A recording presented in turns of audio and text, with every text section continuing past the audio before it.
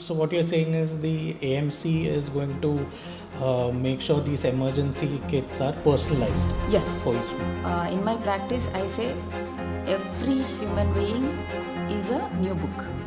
Uh, how unique is your thumbprint? In the same way, your body status, your health condition is unique for yourself. Right. If something works for someone else, doesn't mean that it should work for you.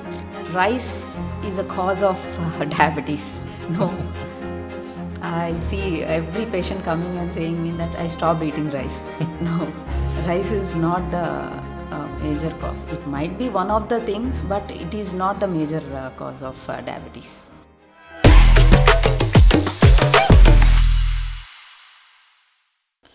In a world where healthcare feels rushed and impersonal, there is one concept making a comeback: the family doctor. Someone who knows not just your report but your story. And today on the Business Couch Show, we sit down with Dr. Akhila Reddy, a visionary who's redefining what personalized healthcare means in today's fast-paced life. Through AMC hospitals and their new initiative to bring back medical trust into every home. From the concept of a doctor in the family to curated emergency medical kits designed to save lives, this episode will change the way you look at healthcare.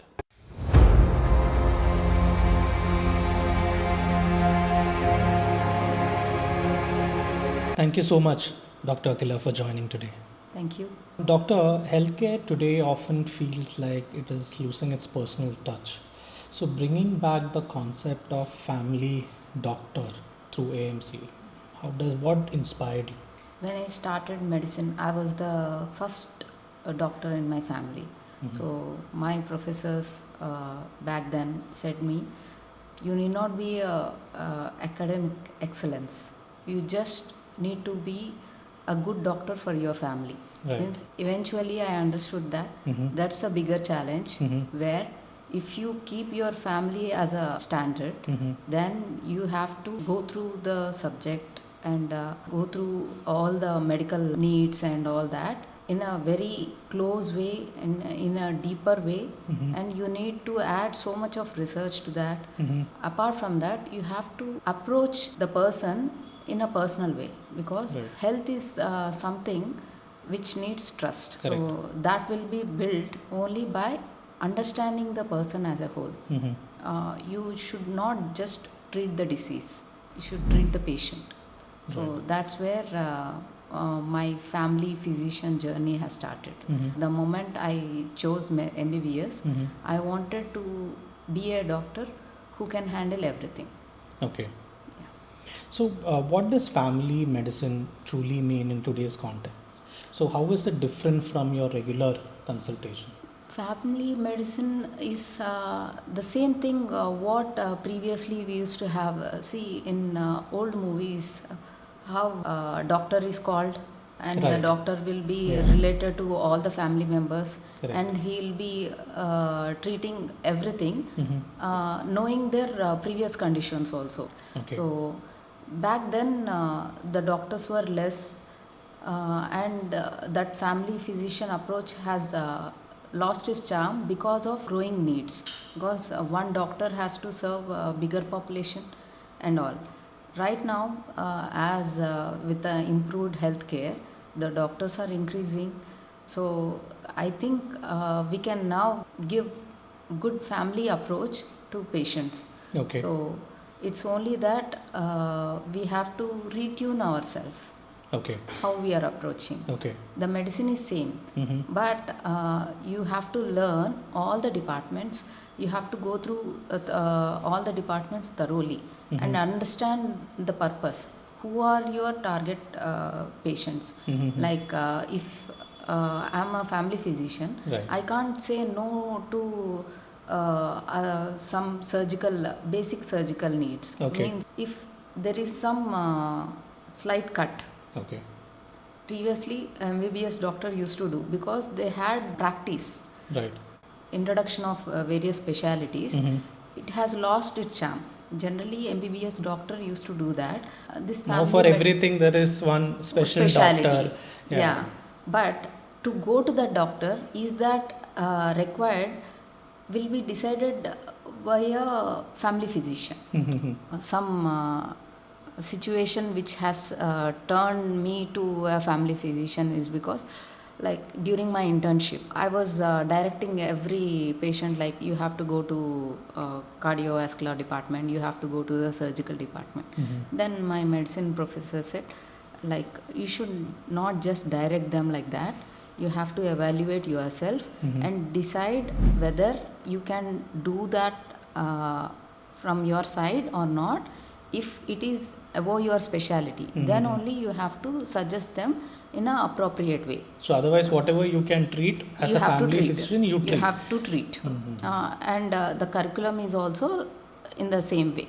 Okay. So after that, I started evaluating every person. So if they come with a skin allergy also, we evaluate the thing. Right. If in that way, I had a eye opener. One day, she's a 29-year-old female, mother of 2 kids. She has come with a complaints of headache, severe headache, and with a CT scan already done elsewhere. I have examined her with a stethoscope. Right. Then I could hear pansystolic murmur. Then I'm like, there's something wrong. And I asked my professor. He also auscultated and he said, yes, there is pansystolic murmur. We will direct her to cardiovascular department Right. for an echo. Right. The echo turned out to be mitral regurgitation, means the heart was pumping blood upwards. Oh my God. So she, in the history, she had fever. After the fever only all this started. So she had rheumatic fever. So that has led to the heart condition. So she was treated with appropriate antibiotics. She completely relieved of her headache. The one good thing is it was a life-saving act, because Correct. that mitral regurgitation on a long run will go into failure, heart failure. Right. So no one would have suggested her to go to a cardiovascular if not auscultated. Right. Every time she's doing a CT scan, she has done a CT, again she would do an MRI, which is of no need because there are no changes in the brain. The problem is in the heart. So patient would say the symptoms.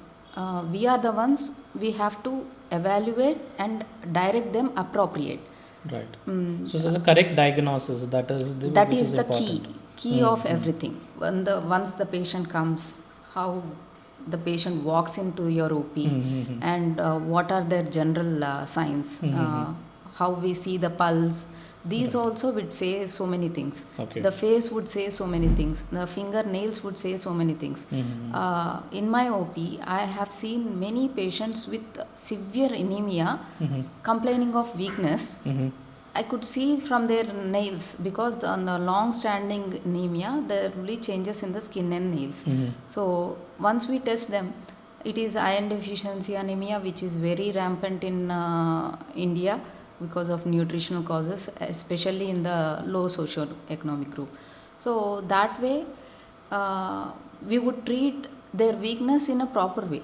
Okay. That is the key of family medicine. Okay. And if mother is having infection and she's nursing the baby is also having an infection, you treat baby alone, the infection won't subside because she's one who is transferring the infection.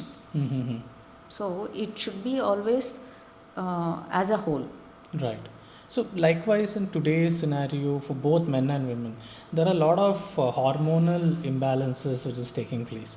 Now, does the family medicine cure these hormonal imbalances? So what I saw is hormones are also integral part of medicine. Correct.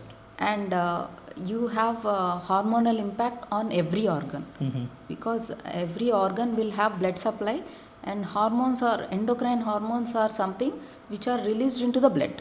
So wherever the blood travels, the impact is there. So proper maintenance of the patient. It is not just treating or curing. It is maintenance. Okay.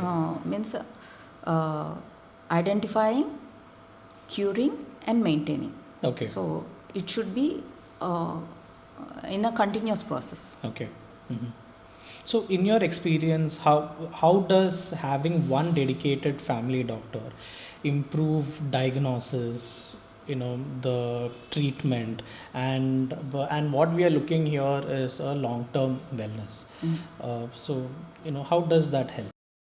In India, the geriatric population means aged above 60 is also growing, and the life expectancy with the perfect medical care, we have improved greatly. Now people are happily and comfortably doing their own chores at 70s and 80s also. So I have many patients who are diabetic since 30 years and all. So having a family doctor who knows your previous history is very key in diagnosing the present condition and avoiding few medications which are dangerous for them. For example, diabetics and hypertensives can't use a common NSAID, what they say, aceclofenac. Okay. It can't be used for the diabetics and hypertensives because it has slight vascular restriction. Okay. So which is not good for them. So that should be kept in mind. So that way we always treat as a whole.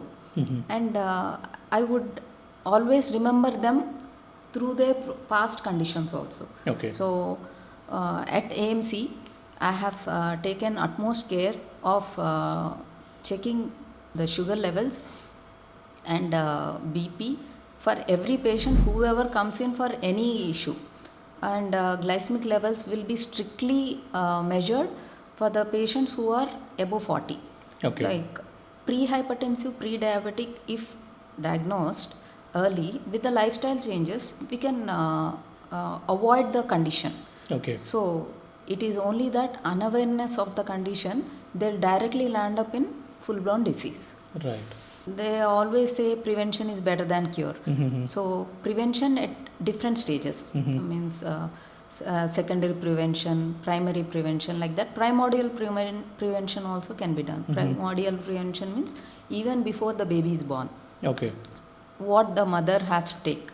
Like if the family is with few conditions, so mother can take a few precautions in order not to have the baby with those conditions. And everyone is like with utmost care for their new generation. So was there a personal story or a moment that made you realize that this approach is much needed? Actually, during my UG period, we had a patient who was diabetic with very uncontrolled sugars, and he had dancing movements in the hands and legs. We say chorea, hemibalismus, because of uncontrolled diabetes. So my professor felt it was a very good case, and he has opted me to have a close watch of his glycemic control. So I was appointed even to get the MRIs done subsequently with improvement of his movements. So nothing much was done. It's only the proper diabetic control which has cut down all his involuntary movements. Means without his knowledge he had the movements that were cut down. So and subsequently when they did an MRI of his brain, all the films showed the changes. Means whatever the brain damage has happened was reversing. That's when I felt this fascinating hormonal study is my Right. choice. So we can reverse few things with a proper diabetic control. We can reverse many things with proper diabetic and hypertensive or all the non-communicable diseases like thyroid, diabetes and all. With the proper control we can reverse many things. So that's when I decided family medicine and endocrine is needed for the better quality of life. Right. Now you're also introducing something quite innovative, the custom emergency medicine kit. So what sparked this idea? This one actually sparked because of my own thing. I traveled for a holiday to abroad. I was infected with ear infection. Though I know the condition, I can't take the medicine. I don't have the medicine. When I go there, they don't give it over the counter. You need a prescription. Need a prescription or a doctor consultation. So when we went for a doctor consultation, they have charged very heavily, and there is no option. You have to, get the consultation done and take the medicine. That time I have decided, next whoever is going, I will make a kit, emergency kit, according to their previous things. See, few will be having dust allergy.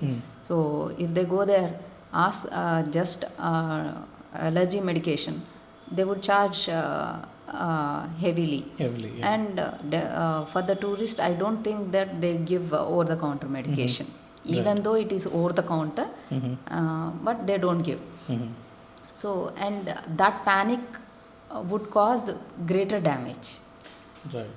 So I felt teleconsultation can be done anytime, any place, and that's how I have come into teleconsultation attached, because they don't know, they have the kit, they don't know, even though we explain, at that panic moment they are little scared, skeptical about using these medicines, so they might use it in a different way. So with a proper teleconsult, this won't happen. So it's actually ideal for the students who are traveling abroad. Yes.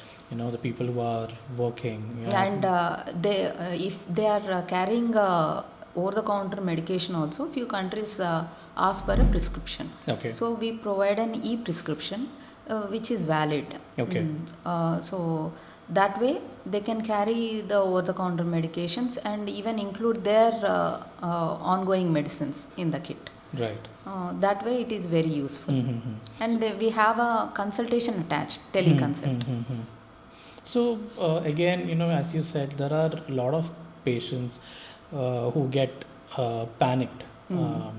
So as a doctor in that situation, how do you guide them, and how does this teleconsultation going to help? Actually, teleconsultation, our primary motto would be identifying the red flag signs. Okay. Like when and where you have to take immediate action, means immediately you have to go to an emergency. Right. So those signs we would first evaluate, and then if those are not there, then we would suggest some medications from the kit to be taken. So self-evaluation can be done through the equipment what we provide. We generally provide temperature and the pulse oximeter and all that. That way it is useful for them to understand their situation at that moment. Right. So what you're saying is the AMC is going to make sure these emergency kits are personalized. Yes. For each people. Okay.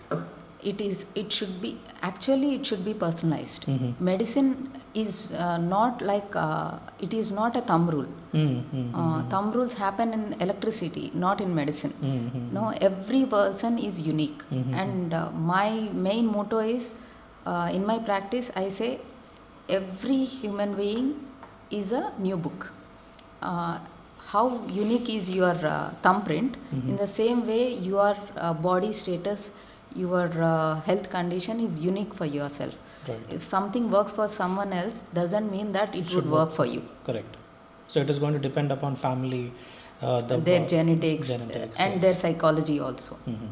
So what is your larger vision? Do you see this movement as towards empowered homes in India? Yes. My larger vision is having less of antibiotic resistance, because that's a silent killer now. I have seen a 14-year-old girl with a community acquired pneumonia, means lung infection, with resistance to all the antibiotics available in the market except for the higher one, which is the last resort. Okay. So I felt really bad for the girl, and with the symptomatic treatment and improving her immunity by proper nutrition, she regained her luckily again regained her health. Pneumonia is relieved, and the resistance to few antibiotics is also reversed. It might happen in many, it might not happen. As she is a 14-year-old, we had a chance. But if it is say around 60-year-old, no, the person would land up in lung transplant. Okay. And the chances would be very less. So I have decided clearly that there will be no antibiotic given over the counter at any cost, and the course will be given, and the patient should be made to understand the value of antibiotic and how it should be used very sparsely, and what happens if you use in a increased way. Many people take antibiotic for viral illness. Right. There is no role for it. Okay. Unnecessarily they take it, and they have other adverse reactions. If you take antibiotic or some medication for a long run, there will be other kind of symptoms because of the medicine. Okay. So it should be always taken again in caution. With a proper consultation. Right. So my vision is towards India having no multi-drug resistance and good improvement of infectious diseases and better quality of life. Right. No, but even after even after you said this, many people visit doctor only when something goes wrong. So how do you change this mindset? Actually, that would be changed with again from the doctor side, explaining the patient beforehand if these are there. Say example, if the fever didn't subside, or if you anytime you are having this kind of issue, the warning signs should be educated, empowered. So, and it should be said repeatedly to the patient, so that the moment they get these kind of symptoms, they would get back to the doctor. Okay. So, but again, so this is something called as preventive healthcare, but it is very rarely practiced in India. So, how can a family doctor bridge that gap? Take an example. Diabetes is very important disease these days, where it should be prevented beforehand and maintained in many ways. So if the patient is having kind of low sugars, anytime they would not take that into consideration. They're like, I'm a diabetic, so I have a low sugar. And it is very common for many people saying that I had low sugar, I have taken some chocolate. No, it should not happen like that. Right. Every kind of dip of sugar will impact your brain cells. So especially the kind of dementia which is increasing these days is partly related to the low glycemic levels. So what they see many educated people, they are very prompt in their checking their blood levels and all that. Right. But what the thing is, they just see the normal range in the lab reports, but they are not accordingly updated according to the guidelines what we follow. No, the guidelines will be always revised after proper research. That is called evidence-based medicine. Okay. Like I said previously, not all the patients are same. Especially in the nights, I would ask every patient, do you wake up in the night with low sugar? Surprisingly, many people say that. Yes, I do wake up. It's common in diabetes. No, it is not common in diabetes. It is because of the overcorrection or low sugar, what is happening for them. So once I make them understand that you are having these low sugars, it is not good for you. Once I correct their sugar levels according to their age rated glycemic levels, they are very comfortable. They would next time come to my OP and say, I'm so comfortable. I don't have any problems. Previously, I had shivering, I had headaches, and all that. So, many ways, the body is saying you that you are going into low sugars. Please don't overcorrect. Right. But what they keep is the standard of maintaining sugars 70 to 100. No, it is not for them. So we have to consider many things. Right. So now what role does trust play in healthcare, and how does AMC build that over time? Trust is like it is a foundation of healthcare. But health, they will have multiple thoughts. Right. So that has lead to second opinion, third opinion, fourth opinion. If the patient trust is gained, they would not consider anything else. Now, for me, I'm a family physician, doesn't mean that I do surgeries. But even for the surgery, they would come for advice, because the surgeon said that this surgery is required. Should I do? So, if I say you have to do. Second opinion, like a second opinion. Yes, you have to do it. Then they would go for the surgery. What I understood is, we doctors have forgot this personal approach of explaining the patient what is the reason for doing this, what is happening. Right. Even a 3-year-old kid also, if you explain them that this syrup should be taken this way, they would promptly use it. Right. So it is only the communication gap. Once the communication gap is cut, so you will have the trust of the patient, and the health of the patient will be good. Doctor is happy, patient is happy. Right. So where do you see AMC in next 5 years? I would see AMC most advanced medical care with research based and evidence based medicine, touching many untouched areas of India. So what steps are you taking to train and scale more doctors under this vision, if you want to make this a reality? Actually, I haven't started anything. Like now I am training my patients actually, because everyone needs a good doctor, so it should be mutual. A good doctor comes from a good patient.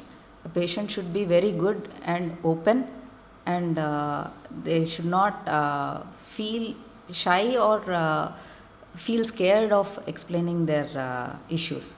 So that way, once I come up with good patient care, I would show the same model to many doctors and empower them.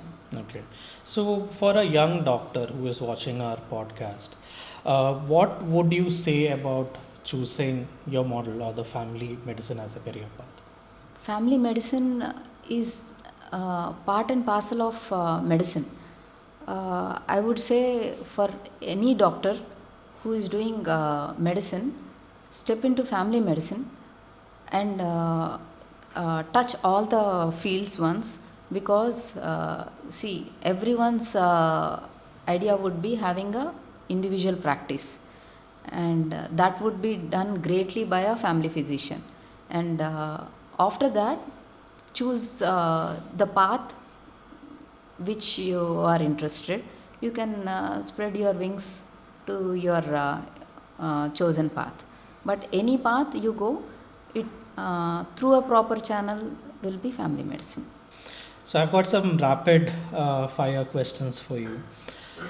So one medical myth you wish people would stop believing. Rice is a cause of diabetes. No, I see every patient coming and saying me that I stopped eating rice. No, rice is not the major cause. It might be one of the things, but it is not the major cause of diabetes. One thing every household should always have in their first aid kit. If they are parents of young kids below 5, they should have a thermometer, because febrile illness is one thing which will affect the growing brains. So definitely they should maintain a thermometer and check their temperature. If it is above 100, you have to consult the physician immediately. And if old age population, like I said, low sugars is a dangerous thing, which is like a iceberg phenomena now, because many patients are having hypoglycemia. So anytime any kind of weakness or dizziness, check your sugar levels, being a diabetic or non-diabetic. Right. One health habit you personally never skip. Having fruits every day. One message for young parents managing family health today. I see many parents who are in a good affordability are using prams to carry their kids. I would say not to use, because bones and brain are same. If you don't use, the brain becomes numb. In the same way, bones also become weak. Growing bones needs more of activity. So don't use prams. It's been banned in few countries because of the accidents it causes, and the activity is lost. The baby mental growth and physical growth will be stunted. So better not use the pram. Carry your baby or make him or her walk. Okay. Describe AMC in one line. Advanced medical care with evidence-based medicine, customized to every patient, Right. from 2 to above 60 years. Okay. And also, my last question is, how do you see the family doctor model changing urban and rural healthcare landscape? Actually, family doctor is always there in rural setup. Maybe it is with registered medical RMPs, we say, and gynecologists mainly in rural setup. Urban setup is with a floating population. They think that there is no role for family physician, because half the time they are migrating population. But family physician can touch urban setup more than rural setup, because they come with many issues. When I would can I give an example? Yeah. Like one patient has come with cold and all. So he was saying me, I am having cold since so many days. Like how I usually ask, any past illness, any medication you use. He has given me anti-epileptics, means fits. For fits, he used medicine. So by that, I should not give him all the medications. There are few restrictions for cold medicine also. So I said him, next time you go to any doctor, you better inform them that you are using this medicine. That way, I have prevented an impending fits, because a few medicine will trigger the fits. Right. In cold medicine. So urban setup also needs a family doctor. Right. That's some great insights, Dr. Akhila. Thank you so much for Thank coming you so to the much show. for letting me understand myself more. Thank you. Thank you.